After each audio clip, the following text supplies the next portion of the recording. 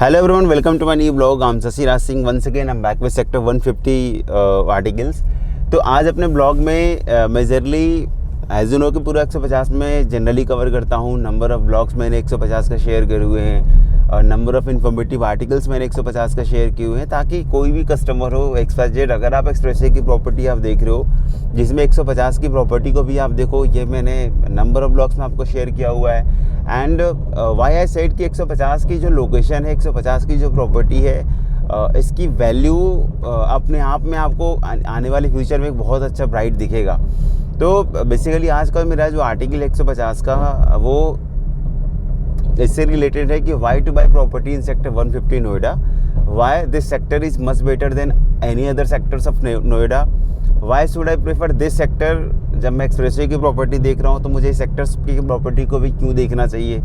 150 में जो in future का भी जो प्रेडिक्शन है इन टर्म्स ऑफ रेट्स हो, इन टर्म्स ऑफ एक लिविंग स्टैंडर्ड हो, एक लिविंग स्टाइल हो, एक पूरे सेक्टर्स की बात करो, not I am talking about a single property individually, तो पूरे सेक्टर्स की बात करो तो वो क्यों बेटर है as comparison to other sectors. अगर मैं कंपैरिजन करूँ नोएडा के, चूँकि नोएडा बहुत बड़ा वाइड एक पैच में पूरा का पूरा बसा हुआ है, तो इस पूरे बसे हुए सेक्टर्स में एक 150 का भी जो एक जो काउंटिंग होगी 2023-24 में, वो कहीं ना कहीं आपको उस लिस्ट में होगी कि 150 में ही एक बार कोई भी रेजिडेंट्स अगर रहता है उस टाइम पे, अगर उनको फी लेगा लगाती है, ऑब्वियसली उस टाइम पे जो वैल्यू भी होगी कहीं ना कहीं उसके हिसाब से भी वैरी करेगी, क्योंकि कस्टमर जो रहते हैं वही मार्केट में फीडबैक देते हैं, तभी दूसरे कस्टमर उनके जानने वाले, उनके रेफरेंसेस वाले, obviously they come to this sector for purchase any property. तो अब मैं एक मेरी एनालिसिस जो कहती है पूरी 150 की वो बता देता हूँ कि 150 में की प्रॉपर्टी को क्यों परचेज करें. इसमें ऐसा क्या है जो कहीं ना कहीं दूसरे सेक्टर से इस सेक्टर्स को अलग करता है, इस सेक्टर्स की प्रॉपर्टी के बढ़ने के चांसेस कितने हैं, तो पूरी जो एनालिसिस आपको मैं शेयर करता हूँ. पहले मैं बता दूँ कि जो पूरा 150 का जो सेक्टर है ये लगभग 600 से 650 एकड़ का पूरा लैंड पैच है.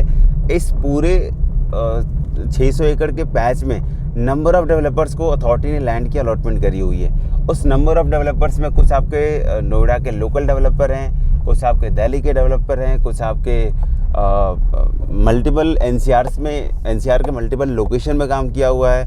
अभी अथॉरिटी ने भी कुछ और भी इसमें इस चीज़ को अपग्रेड किया, because this is part of sport city. तो कहीं ना कहीं बड़े डेवलपर को भी इंटरटेन कर रही है, तो फिर बड़े डेवलपर्स को भी अथॉरिटी लेकर आई. इसके बाद फिर south India Mumbai based developer को भी लेकर आई.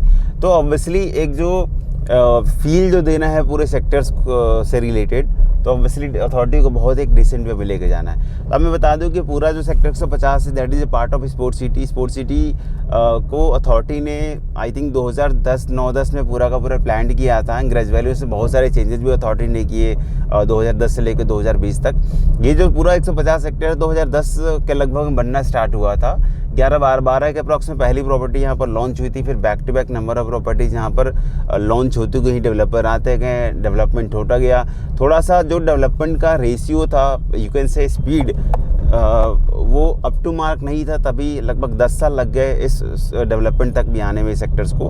बट एज ऑफ नाउ अब जो स्पीड है डेवलपमेंट की वो बहुत ही फास्ट मोड पे है. Like number of developers already काम कर रहे हैं इस पूरे सेक्टर्स में. तो कहीं ना कहीं एक आपका जो इंटायर सेक्टर्स की जो डेवलपमेंट है, जिसमें आपकी सोसाइटीज़ भी आ गई, आपका रिटेल भी आ गया, मॉल भी आ गया, मल्टीप्लेक्स भी आ गया, आपके अथॉरिटी पार्क भी आ गया, इसके अलावा नंबर ऑफ जो स्पोर्ट्स एमिनिटीज़ है which is plan by authority, वो भी सारी चीज़ें आ जाती हैं. तो अब मैं डिफरेंस स्टार्ट करता हूँ कि why to choose this sector. पहला मैं बता दूँ कि इस पूरे 600 एकड़ के पैच में जो number of apartments which is plan by authority, वो फिगर में लगभग 25 से 30 हज़ार के अप्रॉक्स में जाता है. एंड यू कैन इमेजिन कि 600 एकड़ के पैच में अगर आप दूसरे सेक्टर्स में जाएंगे, नोएडा के किसी भी दूसरे सेक्टर्स में, तो ऑब्वियसली वहाँ पर जो क्राउड होगा that would be more than 1.5 lakhs. तो यू कैन इमेजिन कि 1/5 जो कह सकते हैं डेंसिटी, कि आप 600 एकड़ में 1.5 लाख से ऊपर फ्लैट बना रहे हो, आप 600 एकड़ में लगभग 30 हज़ार के आसपास के फ्लैट्स यहाँ पर बना रहे हो. तो यू कैन इमेजिन कि कितनी लो डेंसिटी है पूरे स्पोर्ट सिटी की. सेकंड में बात करूँगा कि यहाँ पर जितने भी डेवलपर्स हैं, their track record is quite good. कुछ एक डेवलपर को छोड़ दूँ तो कहीं ना कहीं उसका भी इम्पैक्ट पड़ता है पूरे सेक्टर्स में. तीसरा यहाँ पे आज के डेट में जितने भी बड़े डेवलपर्स, बड़े बैनर के डेवलपर्स काम कर रहे हैं, उनकी प्लानिंग, उनकी क्वालिटी, उनकी जेंट्री, उनकी परचेजिंग, जो कस्टमर्स हैं वो दे आर क्वाइट गुड। मतलब ओवरऑल ये कह सकते हैं कि कोई भी सेक्टर्स हो, अगर वहाँ पर अच्छी जेंट्री आती है तो ऑब्वियसली रीसेल वैल्यू भी उसके हिसाब से इंक्रीज होती है, क्योंकि जिस सेक्टर्स में थोड़े पैसे वाले लोग होते हैं ऑब्वियसली वहीं पर रेट्स, अगर आप पूरे सेक्टर्स का ऊपर भी जाता है तो पे करने वाले भी वैसे ही लोग आने चाहिए सेक्टर्स में, तभी कहीं ना कहीं रीसेल वैल्यू उस पूरे सेक्टर्स का ऊपर जाता है। तीसरा मैं बात करूँ कि पूरा चूँकि स्पोर्ट्स सिटी का पार्ट है तो अथॉरिटी ने यहाँ पर मल्टीपल स्पोर्ट्स की एमिनिटीज़ प्लान करी हुई है। उस मल्टीपल स्पोर्ट्स सिटीज़ में कुछ मेजर आपके स्पोर्ट्स एमिनिटीज़ हैं, कुछ आपकी नॉर्मल स्पोर्ट्स की एमिनिटीज़ हैं। मेजर एमिनिटीज़ की बात करूँ तो यहाँ पर पूरे के पूरे अथॉरिटी ने आपका 2 गोल्फ कोर्स अभी तक एज ऑफ नाउ जो प्लान है उसकी बात करूँ, 2 गोल्फ कोर्स प्लान है पूरा का पूरा। इसके अलावा 2 और भी गोल्फ कोर्स की प्लानिंग आ सकती है, चाहे वो इस सेक्टर्स के अंदर हो, चाहे वो इसके सराउंडिंग सेक्टर्स की बात करूँ उसमें भी। इसके अलावा अथॉरिटी ने यहाँ पर क्रिकेट का स्टेडियम, कुछ एक सोसाइटीज़ को उन्होंने कुछ स्पोर्ट्स एमिनिटीज़ डेवलप करने को भी बोला है, जैसे एल्डिको को उन्होंने क्रिकेट का ग्राउंड दे दिया, टाटा को टेनिस एकेडमी दे दिया, एटीएस लीग ग्रैंडियोज में उन्होंने फुटबॉल एकेडमी का प्रोविज़न रखा हुआ है। तो नंबर ऑफ़ डेवलपर को अथॉरिटी ने कुछ स्पोर्ट्स की एमिनिटीज़ मेजर दी हुई बनाने को। इसके अलावा बड़े बड़े प्लॉट्स पे उनकी स्पोर्ट्स की एमिनिटीज़ है वो बिल्कुल अलग है। तो क्या ओवरऑल कह सकते हैं कि अथॉरिटी का जो मेजर फोकस है, क्योंकि one of the largest sports city कह सकते हैं नोएडा का, जो एक रेजिडेंशियल और कमर्शियल विथ स्पोर्ट्स एमिनिटीज़ के साथ पूरा का पूरा डेवलप हो रहा है, ऑब्वियसली उसमें एक बहुत ही प्रीमियम सेक्टर्स में ही आपका 150 आएगा। इसके अलावा बात करूँ तो पूरे सेक्टर्स के अंदर जो आपका इंटरनल रोड है, चाहे आप 45 मीटर रोड की बात कर ले, 30 मीटर रोड की बात कर ले, 9 मीटर, 12 मीटर, 18 मीटर, मतलब जितनी भी ओवरऑल इंटरनल रोड की कनेक्टिविटी है वो अप टू मार्क है। आपको ऐसी कनेक्टिविटी नोएडा के किसी दूसरे सेक्टर्स में नहीं मिलेगी। मेजर ऑफ दी यहाँ पर जितने भी प्लॉट्स हैं वो 2 साइड रोड से कनेक्टेड हैं, चाहे वो 45 मीटर 30 मीटर हो, 30 मीटर 12 मीटर हो, 45 मीटर 30 मीटर हो, 30 मीटर 18 मीटर हो। तो यहाँ की मेजर ऑफ दी प्रॉपर्टीज़ जो है अथॉरिटी ने इस वे से प्लान किया है ताकि किसी भी सोसाइटी का जो क्राउड हो वो एक रोड पर ज़्यादा ना हो, कहीं ना कहीं वो डिस्ट्रीब्यूट हो जाए। इसके अलावा जो ऑलरेडी कमर्शियल भी प्लान्ड है इस पूरे सेक्टर्स में, वो आपके 3 तो मेजर कमर्शियल हैं, जिसमें एक आपका मॉल हाई स्ट्रीट कम मॉल का कॉन्सेप्ट आ जाता है आपके एस मेडले, जो बिल्कुल फ्रंट की प्रॉपर्टी आती है। दूसरा आता है आपका भूटानी का city centre, which is again high street commercial, S Parkway के साथ में, और भगत सिंह का जो अथॉरिटी पार्क है उसके बिल्कुल साथ में लगी हुई लैंड है। एंड थर्ड वन इज अर्थम, जो आपके एटीएस लीग ग्रैंडियोज के साथ में आ जाता है बिल्कुल कॉर्नर पे। इसके बाद बहुत सारी यहाँ पर जितनी भी सोसाइटीज़ हैं, ऑलमोस्ट सारे ही सोसाइटीज़ का अपना एक इंडिविजुअल कमर्शियल कॉम्प्लेक्स है। अगर कॉम्प्लेक्स नहीं है तो with in club house developer ने यहाँ पर सारी के सारी रिटेल के प्रोविज़न दिए हुए हैं। तो कहीं ना कहीं ये कह सकते हैं कि पूरे ही 150 में मतलब किसी भी चीज़ से रिलेटेड आपको कोई भी ऐसी कमी फील नहीं होगी कि इस कमर्शियल में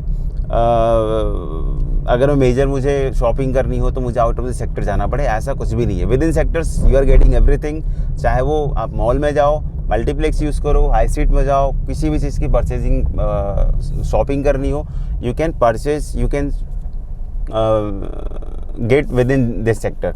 अब भाई भगत सिंह की बात करिए, आपका भगत सिंह का पार्क है। भगत सिंह के पार्क भी अथॉरिटी ने 42 एकड़ में बहुत ही डिसेंट पार्क बनाया है। आई डोंट थिंक सो कि पूरे नोएडा के किसी भी सेक्टर्स में अथॉरिटी ने इतना बड़ा पार्क दे रखा हो। अब पार्क से लगी हुई बहुत सारी प्रॉपर्टी आती हैं, जैसे आपका इस पार्क वे, अंतरिक्ष गोल्फ सिटी, भूटानी सिटी सेंटर, सेठी, गोदरेज पाम रिट्रीट, समृद्धि लग्जरिया, समृद्धि दक्ष, इसके बाद आपका मैक्स संतारा, ये जितनी भी प्रॉपर्टी आ रही है that is very walking distance कह सकते हैं कि वॉकिंग डिस्टेंस है इनका भगत सिंह अथॉरिटी पार्क से। तो इन प्रॉपर्टी की वैल्यू अपनी अलग, आप सोसाइटी की इंटरनल एमिनिटी यूज़ करोगे, इसके अलावा पार्क की भी एमिनिटी यूज़ कर सकते हो। तो इस पूरे ही सेक्टर को अथॉरिटी ने इस वे से प्लान किया है ताकि कोई भी रेजिडेंट्स हो, कोई भी उनके रिलेटिव्स हो, अगर वो सेक्टर्स के अंदर एंटर करते हैं तो 80% ऑफ द आप लोग को रिव्यूज़ जो मिलेंगे लोगों के, वो कहीं ना कहीं बहुत ही अच्छा मिलेगा इन टर्म्स ऑफ कि आप इस प्रॉपर्टी में प्लान करो या ना करो। तो कहीं ना कहीं एक वैल्यूएबल फीडबैक भी होते हैं किसी भी कस्टमर के कि अगर आप भी इस पूरे सेक्टर्स में प्लानिंग कर रहे हैं, चूँकि अभी ये सेक्टर पूरा का पूरा डेवलप नहीं हुआ है, अभी अंडर कंस्ट्रक्शन ही है, बट ग्रेजुअली यहाँ पर जो आपको सिनेरियो मिलेंगे 2024 और 2025 के साल में, तो वो कहीं ना कहीं बहुत ही डिसेंट मिलेगा, क्योंकि बहुत सारे मोस्ट ऑफ द जो प्रॉपर्टीज़ हैं 2022, 23, 24 के आसपास के पोजीशन में आ जाएंगी। मैं मानता हूँ एटलीस्ट 30-40% भी अगर ऑक्यूपेंसी आती है तो वो काफ़ी मतलब डिसेंट होगा एक सोसाइटी के लिए। जैसे आपके ये 30 मीटर की रोड है, 30 मीटर की रोड पे भी आपकी जितनी प्रॉपर्टीज़ हैं वो ऑब्वियसली 2 रूट से कनेक्टेड हैं। तो अथॉरिटी ने किसी भी एरियाज़ को मतलब छोड़ा नहीं है, किसी भी प्रॉपर्टीज़ के किसी भी प्लॉट को उन्होंने छोड़ा नहीं है। हर प्लॉट को उन्होंने कहीं ना कहीं 2 रूट से कनेक्टेड कर दिया है। अब यहाँ पर बैक साइड की लोकेशन आती है आपकी एटीएस प्रेस्टीन और महागोन मिडोज़ ईस्ट गोल शहर के बैक साइड की लोकेशन आती है। यहाँ भी ऑलरेडी प्लॉट्स काफ़ी बड़े पड़े हुए हैं, तो कहीं ना कहीं यहाँ भी जो भी डेवलपर आएंगे उनको ऑब्वियसली कॉस्टिंग हाई होगी, because this is the first block of sector 150 कह सकते हैं, जहाँ पर प्रेस्टीन वगैरह ये सब ऑलरेडी डिलीवर्ड है। कुछ एक प्लॉट्स अभी और भी बचे हुए हैं इस पूरे सेक्टर्स में, जो कहीं ना कहीं अगर कोई बड़ा डेवलपर आता है, उनकी प्लानिंग अगर अच्छी होती है, अगर उनका थीम अच्छा होता है, तो ऑब्वियसली वो भी कहीं ना कहीं उसकी भी जो कॉस्ट होगी वो मोर देन 8,000-8,500 पर square feet can say for this sector. जैसे अभी 150 में क्या है कि एक लो डेंसिटी का भी काफ़ी कॉन्सेप्ट है। तो जनरली यहाँ के जो डेवलपर्स हैं एज मिनिमम एज बात करूँ तो लगभग 15 से 17 अपार्टमेंट पर फ्लोर से पर एकड़ से स्टार्ट होता है यहाँ पर, और it goes up to around 1.18 मतलब 118 यूनिट जाता है। 118 यूनिट पर एकड़ का कॉन्सेप्ट है। मिनिमम 17 एकड़ आपको एटीएस किंगस्टन हित का जाता है। इसके बाद जो एवरेज है आपका 55-56 यूनिट पर एकड़ में आपका समृद्धि का दक्ष आ जाता है, प्रतीक कैनरी आ जाता है, गोदरेज का पाम रेट्रीट आ जाता है।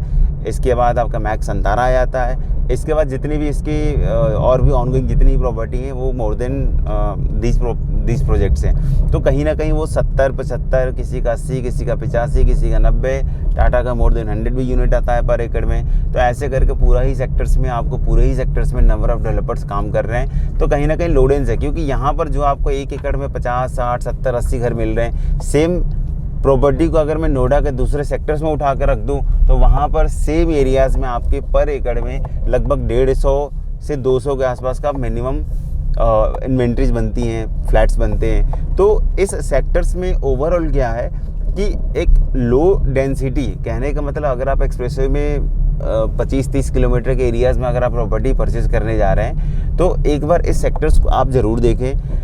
द रीज़न बिहाइंड टू से कि इस पूरे सेक्टर्स में जो प्लानिंग है, जो एक आने वाले फ्यूचर के जनरेशन के लोगों को चाहिए होता है, तो वो पूरा का पूरा ही उस वे से इस सेक्टर्स की पूरी प्लानिंग कर रहे हैं, डेवलप कर रहे हैं। तो कहीं ना कहीं हर चीज़ जो भी आपके एक रिक्वायरमेंट्स होती है, हर रिक्वायरमेंट्स को फुलफिल करने के लिए सेक्टर्स में सारी चीज़ अथॉरिटी ने ऑलरेडी प्लान करी हुई है। दूसरा ये भी है कि जितने भी इनकी स्पोर्ट्स की एमिनिटीज़ हैं वो सबकी एक्चुअली मेंबरशिप, जो मेजर एमिनिटीज़ हैं सबकी वो मेंबरशिप रखेंगे। मेंबरशिप जिन कस्टमर्स के पास होगा they can access the sports amenities as well. इसके अलावा जितनी भी इनकी एकेडमी पूरे सेक्टर्स के अंदर बन रही हैं उसका भी मेंबरशिप होगा, या फिर आप पे बेसिस पर जाकर यूज़ कर सकते हैं, नहीं तो आप मेंबरशिप ले लीजिए, उसको कभी भी आप एक्सेस कर सकते हैं कुछ टर्म्स एंड कंडीशन के साथ में। यहाँ पर एज ऑफ नाउ जो 4 प्रॉपर्टीज़, 2 प्रॉपर्टीज़ हैं पूरी की पूरी डिलीवर्ड है। 4 प्रॉपर्टी आपकी 2022 तक में पोजीशन में आ जाएंगी। टोटल 6 प्रॉपर्टीज़ होगी। 2023-24 में भी एक्सपेक्टेड है कि कम से कम 3 से 4 प्रॉपर्टी और भी पोजीशन में आ जाए। तो आउट ऑफ 20 to 23 एकड़, 20 to 23 प्रोजेक्ट, 22 से 23 प्रॉपर्टी आपकी एज ऑफ नाउ रेजिडेंशियल की है, 3 आपकी मेजर कमर्शियल की होगी। तो 22 में से कम 50 to 60% ऑफ दी जो प्रॉपर्टी हैं वो 2023 या 24 के स्टार्टिंग तक में पोजीशन में आ जाएंगे। मीन्स 50% ऑफ द सेक्टर जो है वो 2023-24 में आपको पूरा का पूरा delivered with lots of occupancy and rich property कह सकते हैं। तो पूरा का पूरा आपको मिल जाएगा 2023 और 24 के साल में। तो कहीं ना कहीं अगर आप 1-2 साल वेट कर सकते हैं तो रैदर कि आप दूसरे नोएडा के अदर सेक्टर से प्लान करो। Sector 150 can be best for you as well. यहाँ पर अगर मैं प्रॉपर्टी की कॉस्ट की बात करूँ तो लगभग 60 लाख से 50 to 60 लाख से 2 BHK की कॉस्टिंग स्टार्ट होती है and it goes up to 2+ study भी 80-85 लाख रुपए, 90 लाख, 1 CR तक के भी 2 या 2+ स्टडी का भी कॉन्सेप्ट है। Depending on developer, depending on payment plan, depending on floors, जो प्राइसिंग है वो कहीं ना कहीं वेरी करता है। इसके अलावा मैं 3 BHK की बात करूँ तो एज़ मिनिमम जो 3 BHK है वो लगभग 70 लाख से स्टार्ट होता है, और फिर आपके डिपेंडिंग ऑन साइजेस, क्योंकि 1400 स्क्वायर फीट का 3 BHK एक ऑल एन एवरेज है इस पूरे सेक्टर में, कॉम्पैक्ट 3 BHK में। इसके बाद फिर आपका 3 BHK की उस नॉर्मल साइज़, फिर बेटर बड़ा साइज़ 3+ सर्वेंट का भी कॉन्सेप्ट है। तो कहीं ना कहीं हर चीज़ से रिलेटेड अगर आप जाएंगे तो 3 BHK 70 लाख से लेके 1.25 करोड़ 1.5 करोड़ तक का 3 BHK है। गोदरेज की कुछ ऐसी प्रॉपर्टी है जहाँ पर 1.75 1.86 तक का भी 3 BHK का भी यूनिट्स आती हैं। एंड 4 BHK की बात करूँ तो लगभग मिनिमम 1.60 1.70 से 4 BHK स्टार्ट होता है, और वो 3 करोड़ तक का भी जाता है इस सेक्टर्स में 4 BHK के यूनिट। तो कहीं ना कहीं 150 ऐसा ही बेस्ट है। दूसरा, ये आप जो सेक्टर देख रहे हैं वो 152 है। 152 में भी अथॉरिटी की प्लानिंग जो है वो बहुत ही डिसेंट है। 152 में ये जो स्टार्टिंग का पैसा आप जो 80s लिखा हुआ देख रहे हैं, ये पूरा का पूरा क्रिकेट का स्टेडियम है, एक स्पोर्ट्स कॉम्प्लेक्स बना रहा है 35 एकड़ में। इसके अलावा आपका पेट्रोल पंप आ गया, इसके अलावा आपका कमर्शियल के कॉम्प्लेक्स आ गए ATS के।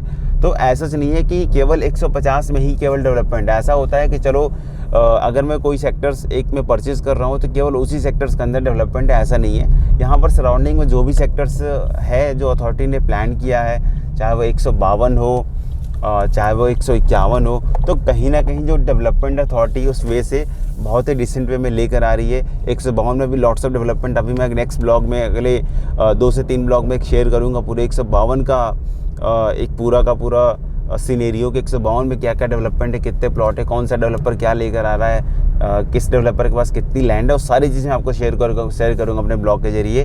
तो ये 150 का एक ओवरऑल सीनेरियो रहा कि अगर आप भी एक अच्छी जेंट्री के सेक्टर्स में प्रॉपर्टी परचेज करना चाहते हैं, अगर आप भी ये चाहते हैं कि आपकी ये प्रॉपर्टी की वैल्यू एक एज ए एसेट्स वो 2023-24 में एक अच्छी वैल्यू के रूप में मिले, तो this sectors can be best for such customers.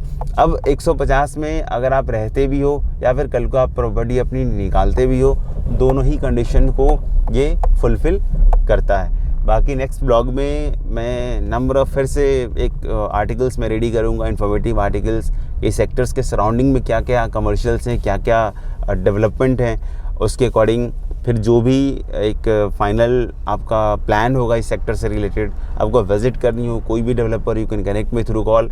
I will show you the entire sectors, I will show the entire properties जो भी आपके रिक्वायरमेंट्स को मैच करता हो, एंड उसके अकॉर्डिंग कहीं ना कहीं आप एक अच्छा खासा एक जो प्रॉफिट है वो गेन कर सकते हैं इस सेक्टर्स में इन्वेस्टमेंट करने के बाद। सो नेक्स्ट ब्लॉग में मिलता हूँ, and thank you, take care.